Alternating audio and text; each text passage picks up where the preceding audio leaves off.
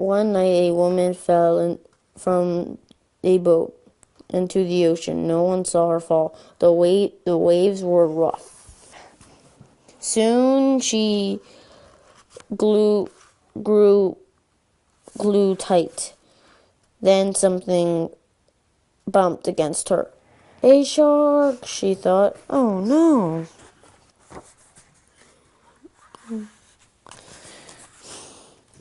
It was not a shark. It was a dolphin.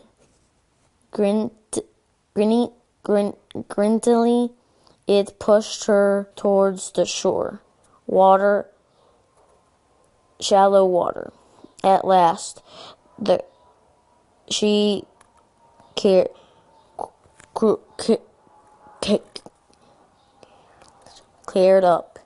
up. This is my son Alejandro. During first grade, we transferred him to a private school near our house. He was tested for reading and math, and we were shocked to find out that he was behind in reading. In an effort to help him catch up, he met with the school's resource teacher and he met with a reading tutor. Unfortunately, he was still behind at the end of first grade, so at the recommendation of his teacher and the principal, we held him back. I will always regret that decision because it is something that still haunts him to this day.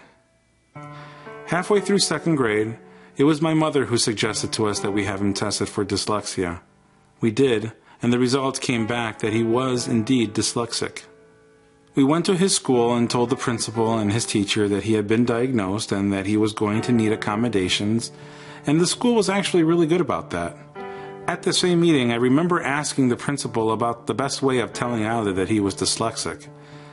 And I remember the principal telling us that she didn't like to use the D word, and that labeling children is a bad thing and we shouldn't do it. I thought that was a really strange answer because here was a child who was struggling and he knew he was struggling. I felt that we should tell him and we should help him understand what dyslexia is and what it means for him. So we did. Since then, Alda's confidence has soared, and with the help of the school's resource teacher and now a private dyslexia tutor, he has become a much stronger reader and continues to improve. Learning about dyslexia and embracing it has changed our lives for the better. Dyslexia is a neurologically based disability.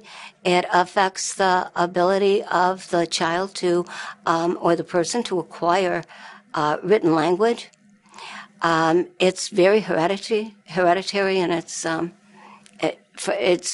generally if there's a father who is dyslexic or a mother, one of their children is going to be dyslexic. Sometimes even it won't affect the mother and father, but when you talk to them, you find out, well, there's an aunt or there's an uncle or there's somebody in their family who has had a similar problem with acquiring written language.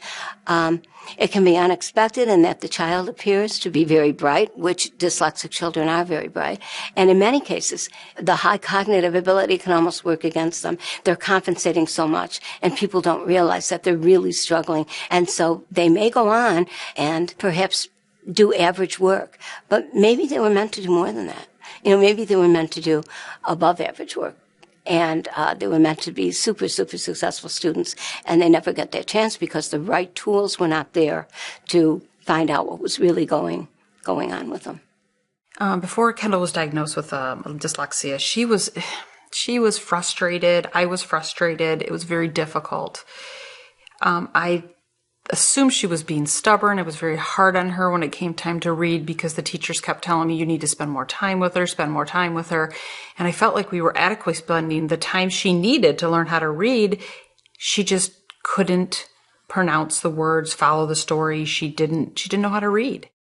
Early on in Logan's school career, I would say as early as preschool, we noticed struggles learning his letters, his numbers, retaining that information in his head.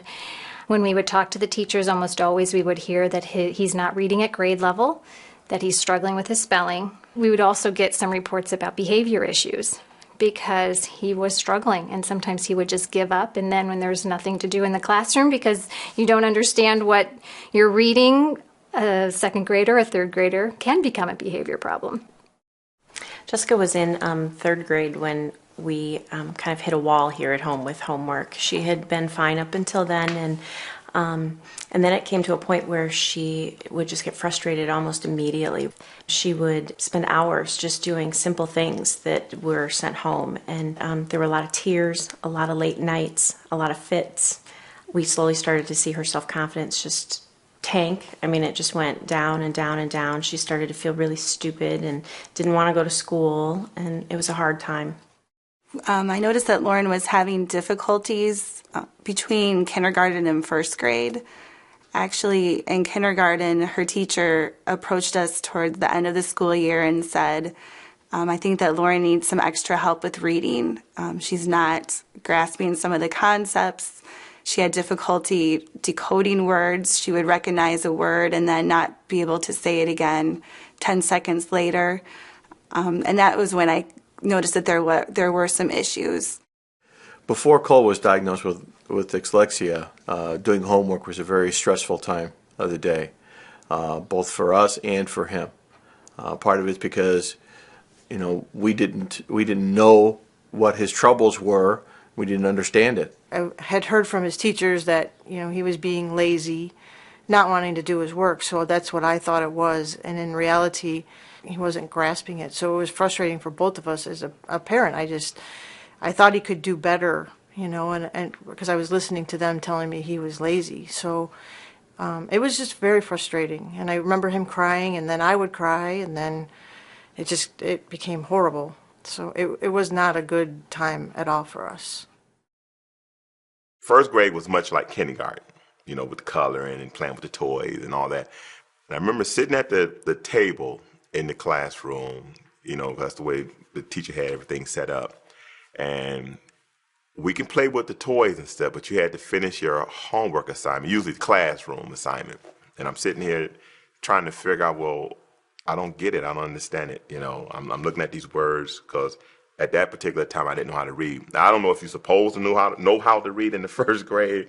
I knew I didn't know how to read in the first grade. So by the time I got to second grade, I was just there, just looking at this book and all these words and supposed to know this stuff, because I didn't pass. I failed. In fact, they held me back. Then the rest of it is pretty much a blur somewhat, but I kind of figured out that I wasn't going to get this, and this is as far as I was going to go. So what I did was learn how to be quiet, try to be as invisible as possible, you know what I'm saying? Because you don't want to draw any attention to yourself. And I was aware that the other kids was getting it. I wasn't. And so drawing is what I pretty much started doing to keep other than just feeling like part of the furniture, giving myself something to do while I was sitting there.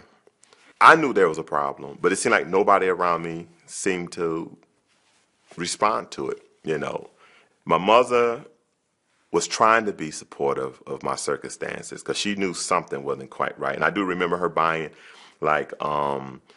paper and pencils and would sit me down and try to work with me and all this kind of stuff. But my father, his thing was he just blamed me. He said I was stupid and dumb and never amount to anything because he was in agreement with the teachers and stuff. So, he made matters he made it a lot worse than it should have been. Presently, I'm suffering from that. I'm paying a great cost because I'm shut out of everything because at 49, I have no formal education. Never been to high school. Never been to college. My schooling stopped to me, in the second grade as far as I'm concerned. I think that's where it all stopped, to be perfectly honest. Because when I failed, somebody should have did something. When I was in grade school, I'd always wanted to actually be a pilot because I love airplanes, then and now. But as time went on with my drawing, I started realizing I was more interested in designing aircraft more so than flying aircraft. Because now I'm to the point where I want to get into designing spacecraft. But unfortunately, due to my circumstances, that's just a dead dream right now. And I hate that. I really hate that. School for me was not easy. It had various different levels of failure, had various different levels of success. especially my elementary days, I definitely had the teachers that saw me as lazy, wasn't trying. And then I had the teachers that, just viewed it as, oh, he'll get it someday. And in high school, I was definitely a C student. I mean, the only thing I got an A in was gym. And I was happy that that was my 1A. And but although I liked history, so I would do fairly well in history, but English and math, any of that stuff was big struggles for me. When I took my ACT for the first time to get into college, I think I scored a 13 on it, which wasn't great. But then somehow, through the resource in high school, I got to take the ACT again, and I scored a 19 on it. And that time, it was read to me, and it was also non-timed. I still remember to this day sitting with my high school advisor as you're getting ready to start looking at colleges, and he said, you should stop thinking about college, start looking into trade schools, and that's probably the path that you're going to end up in life. And I walked out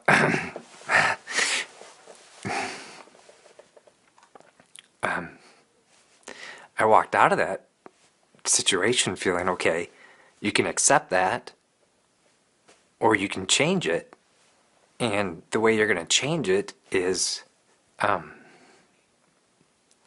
not giving up, It's easy to throw in the towel and say, okay, I'm dumb, I'm stupid, this is your lot in life. But I knew I wasn't dumb. I knew I wasn't stupid. I had value. I had a lot to offer. I found myself. I was very social. I was very creative. I didn't have problems speaking in public. So, to me, that piece was the part that I was going to go for. So then when I went to college, I knew that I had to find a school that was not the big mega school. If I had the big mega school, I would have been lost. So I found a smaller school. I went to Bradley University.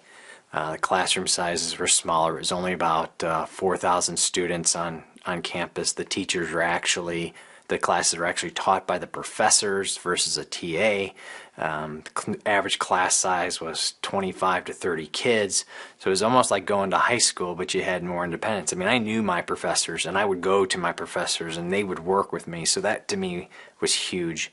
And again, I had to take the philosophy, and I joke about it today.